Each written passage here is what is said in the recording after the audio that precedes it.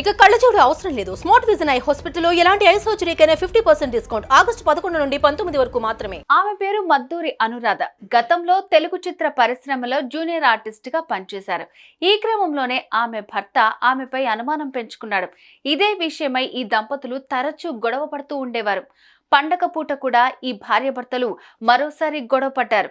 దీంతో క్షణికావేశంలో ఊగిపోయిన భర్త కట్టుకున్న భార్యను అతి దారుణంగా హత్య చేసి ఆత్మహత్యగా చిత్రీకరించి పరారయ్యాడు. ఇదే ఘటన ఇప్పుడు స్థానికంగా తీవ్ర కలకలంగా మారుతోంది.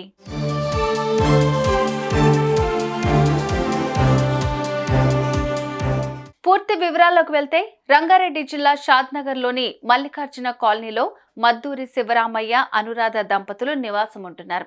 వీరికి చాలా ఏళ్ల క్రిందటే వివాహం జరిగింది. వివాహం అనంతరం కొన్నాళ్ల పాటు బాగానే ఉన్నారు.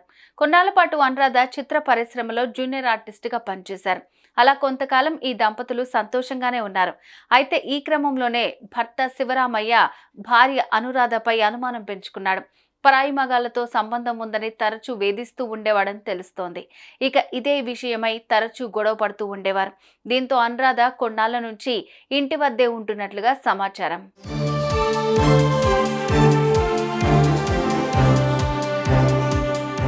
ఇదిలా ఉంటే ఈ భార్యాభర్తలు సోమవారం మరోసారి గొడవపడ్డారు. ఒకరిపై ఒకరు మాటల దాడి చేసుకున్నారు. క్షణికావేశంలో ఊగిపోయిన భర్త శివరామయ్య అనురాధ గొంతు నులిమి హత్య చేశాడు. అనంతరం కూతురు నందినికి ఫోన్ చేసి మీ అమ్మ ఆత్మహత్య చేసుకుందని నమ్మించే ప్రయత్నం చేసి అక్కడి నుంచి పరారయ్యాడు. అనురాధ మరణ వార్త తెలుసుకున్న ఆమె కుటుంబ సభ్యులకు ఇంటికొచ్చి చూడగా అనురాధ అనుమానాస్పద స్థితిలో శవమై కనిపించింది. ఇక కూతురు సైతం ఇంటికి చేరుకుని తల్లిని ఆ స్థితిలో చూసి కన్నీరు మున్నీరుగా విలపించింది.